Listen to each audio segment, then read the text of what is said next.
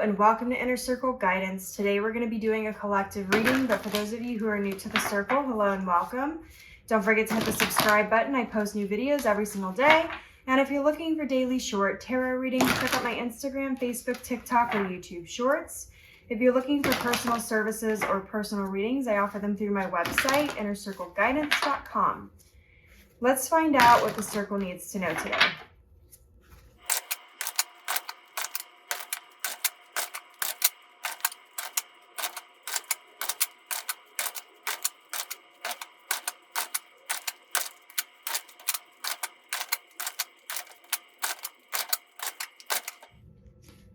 Okay, we have Temperance. We have the King of Pentacles. We have the Eight of Pentacles. We have the Queen of Wands. The Seven of Wands.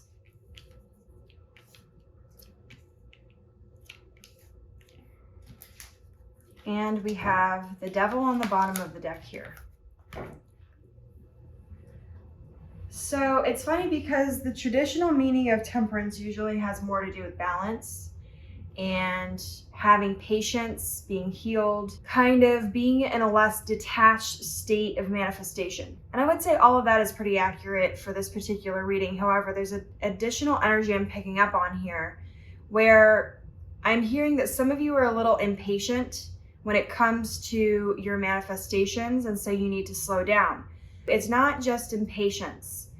There is a lack of balance in your expectation of your manifestation. So what happens is that oftentimes people think that they tell the universe, spirit, and their guides what they want, and they ask them for help, and then they just sort of get to sit on the couch and everything just comes to them. And that's not really how it works. I talk about this a lot, how your relationship to spirit, how your relationship to self, your relationship with your guides, your relationship with your manifestations is like any other relationship. There has to be an equal give and take. There has to be reciprocity.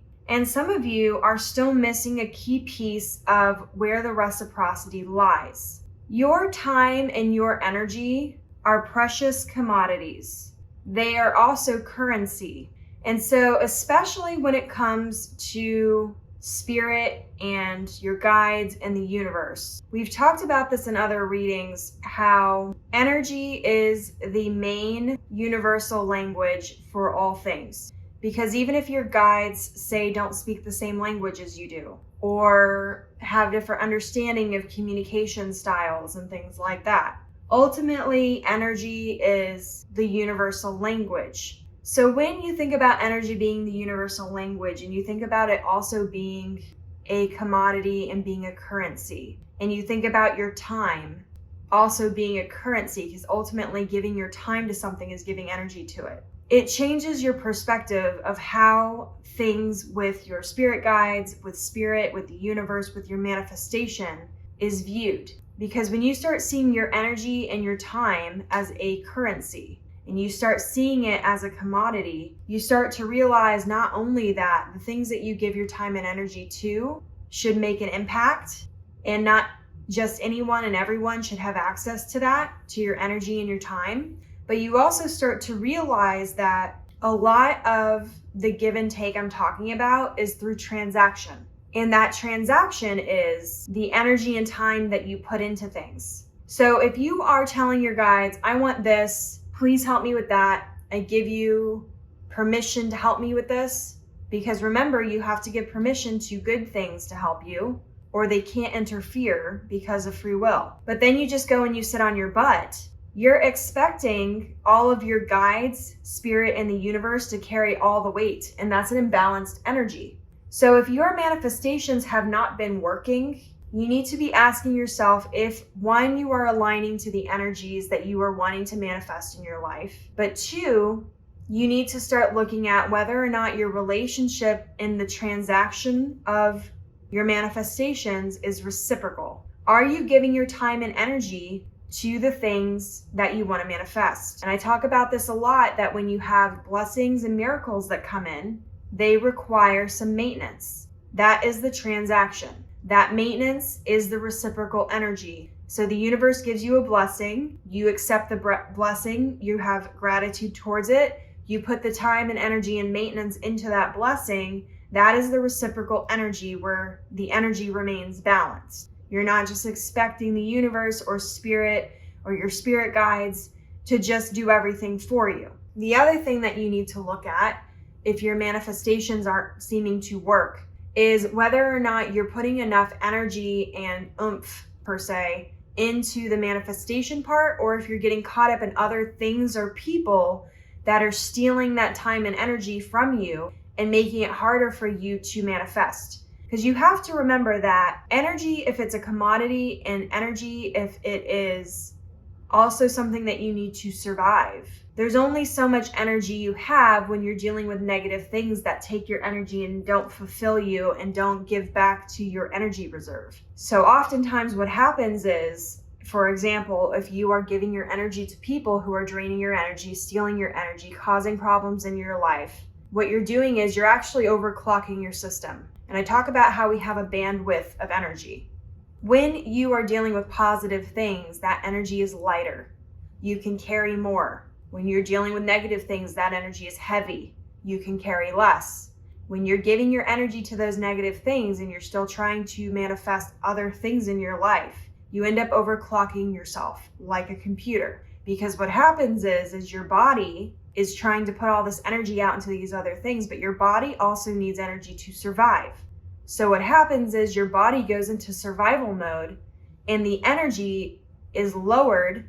Your manifestation lowers because there's less energy, because your energy goes almost into a reserve so that you can keep your body moving and going the way it's supposed to. So manifestation, as great as it is, doesn't come before survival. So if you are not maximizing your energy, then you're not maximizing your time and you're not maximizing your manifestation. Because in order to maximize that, you have to first maximize yourself, which means that you have to realize that your energy and your time is a commodity, it's a currency, and it shouldn't be given to just anyone or anything.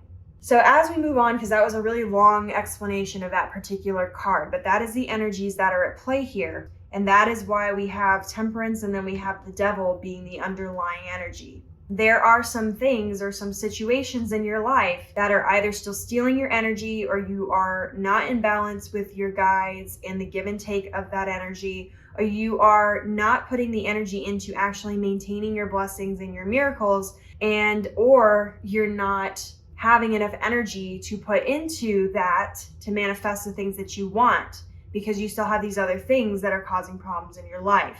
Your manifestations start with you. They have to be maintained by you.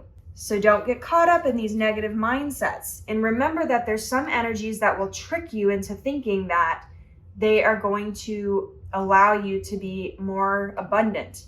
For example, especially in the United States, we have this preconceived notion that if we work harder, we'll make more money, we'll be happier. So we'll put work before, say, family and things like that, because we want to provide for our family, we want to be there for our family, we want to be successful. But ultimately, what happens is time goes by and you realize that you didn't spend any time with your family, you didn't do any of the things that you wanted to do because you spent so much time chasing money.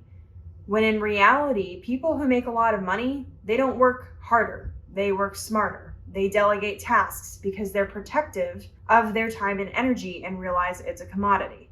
Especially if you're struggling with money at this time, because the King of Pentacles is on the table. Or if you're struggling with your career or that particular mindset that I used as an example, it's getting in the way of your manifestations. And these types of mindsets take time to break, not only because you have to see it first, and then you have to see where it's affecting you and where your energy is going, but you also have to create new healthy habits in order to correct that behavior. Healthy habits often take 60 days before they fully set in. That's like 2 months worth of time. It takes time. Slow down. Stop looking for the immediate gratification when it comes to these things. It takes time. It takes spiritual awakening. It takes iterative processes of it. Now I'm seeing here with the King of Pentacles that money's on the mind of a lot of you.